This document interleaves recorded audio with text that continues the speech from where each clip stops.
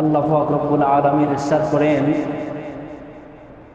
যে জিন জাতি আর মানুষ জাতি, এই দুইটা জাতিকে আল্লাহ তাআলা সৃষ্টি করেছেন। আল্লাহ পাক বলেন যে একমাত্র আমি আল্লাহ, আমার দাসত্ব, আমার গোলামি। আল্লাহ তাআলা বলেন যে আমার ইবাদতের উদ্দেশ্য করেই আমি মানব জাতি আর জিন জাতিকে বানাইছি। সুবহানাল্লাহ। যত মাখলুক আল্লাহ তাআলা দুনিয়ার জমিনে সৃষ্টি করেছেন,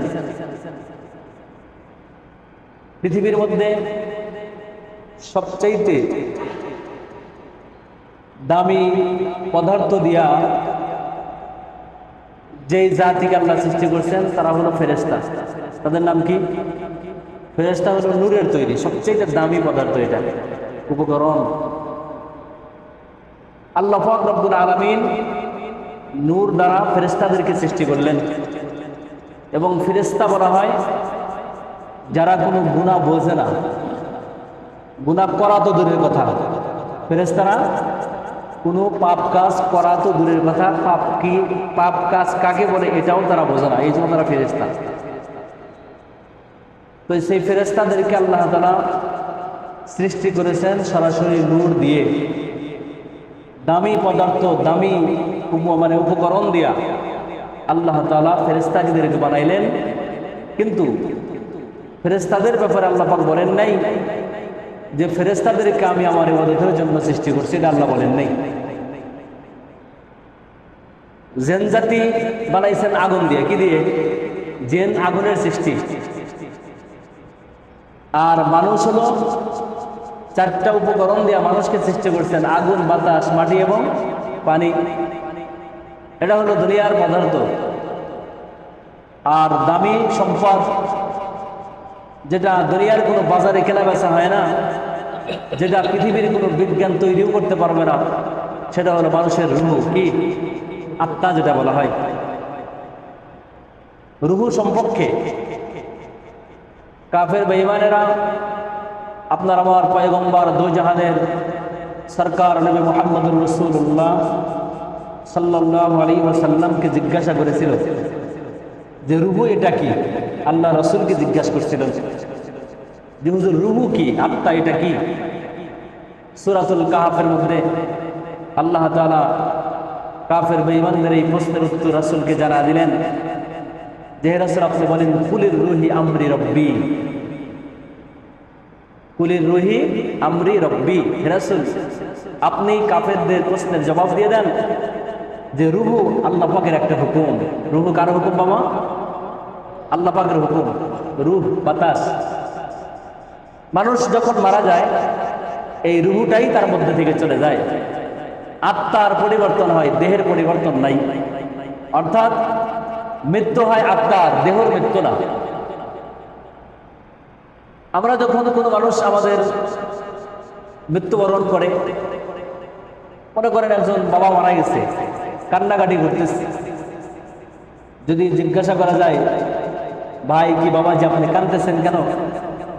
বলে আমার আব্বা মারা গেছে। আমার আব্বা নাই। আমার আব্বা নাই বলে ওখানে খাটিয়ার উপরে শুয়ে আছে, সাদা কাপড়ে জড়ানো। এটা কি? বলে যে এটা আমার আব্বার লাশ। কি বলে? আব্বার বলে না। কি বলে না? এটা আর বাবা বলে না, মানে এটা আমার বাবার লাশ। তার মানে বাবার লাশ আছে, বাবা নাই। বাবা কি? বাবাই হলে হয়েছে রুহুটা। কি? রুহু, যেটা চলে গেছে। মানে বাবা চলে গেছে, বাবার নাই।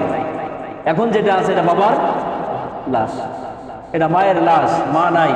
তার মানে হুকুম, আমার যে রুহুটা আল্লাহ পাক দিয়েছিলেন, আমার আত্মাটা আমার ভিতরে নাই, তখন আমি মৃত লাশ, মাইয়াত অথবা ডেড বডি হয়ে যাব। নাকি বলেন? আমি যে বলি আমি, আপনি বলেন আমি, অর্থাৎ আমরা যে বলি যে আমি, এ বাড়িকার আমার, এ বাড়িকার আমার, এ জমিকার আমার, এই যে বলতেছে আমার, আমারই হলো আমি রুহুটা। কি? রুহু। আমি যখন মারা যাব তখন ওগুলো আমার আর থাকবে না। মানুষ মারা যাওয়ার সাথে সাথে সম্পত্তির অধিকারী ওই মৃত ব্যক্তি আর থাকে না। তখন তার উত্তর অধিকারী যারা ছেলে মেয়ে স্ত্রী, তারা তার সম্পদের মালিক হয়ে যায়। বাড়ির মালিক তার নাম আর থাকে না। এখন একটা লোক যদি মারা যায়, তার 2টা 3টা 5টা সন্তান, এখন তারা বলে যে এই বাড়ি আমার, এই বাড়ি কার, ভাগাভাগি হয়ে যায়। এই অংশকার আমার, এই অংশকার ছোট ভাইয়ের, এই অংশকার বড় ভাইয়ের। এখন বাবার নামটা আর নাই, নাকি বলেন? এই যে আমি, এই আমি হলো আমার আত্মা, আমার রূহ, যেটা পৃথিবীর কোনো বাজারে কিনতে পাওয়া যায় না, যেটা কোনো বিজ্ঞান আবিষ্কার করতে পারে নাই, যে মানুষ মারা গেল আর সেই রূহটা তার মধ্যে দিয়ে দিল, নাই। তো আল্লাহ তাআলা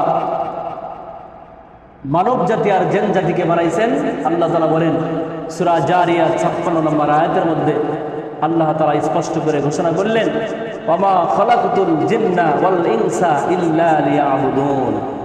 হে জিন জাতি, হে মানুষ জাতি, এই তোমাদের 2 জাতিকে, 2 প্রকার মাখলুককে আমি আল্লাহ পাক সৃষ্টি করছি একমাত্র, শুধুমাত্র, কেবলমাত্র আমার ইবাদত করার জন্যই আমি তোমাদেরকে সৃষ্টি করে দুনিয়ার জমিনে পাঠাইলাম।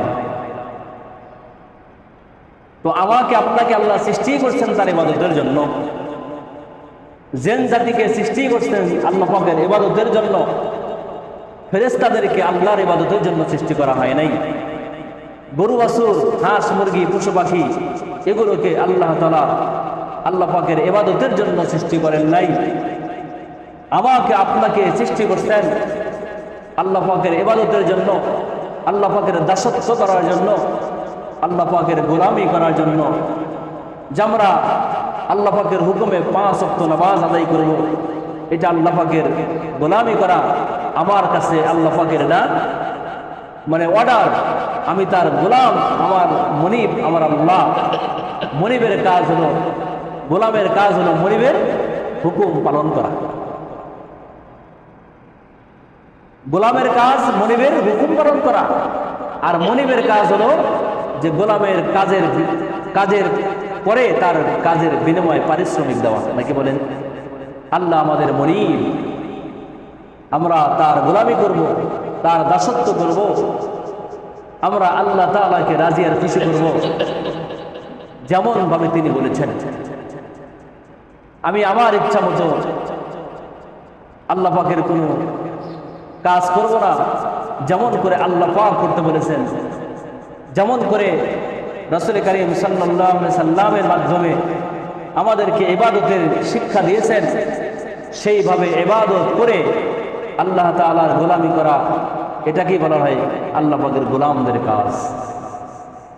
আমার আব্বা জানেরা, যুবক ভাইরা, তাহলে আল্লাহ পাক আমাদেরকে সৃষ্টি করেছেন তার গোলামি করার জন্য, অথচ আমরা তার গোলামি কতটুকু করতেছি?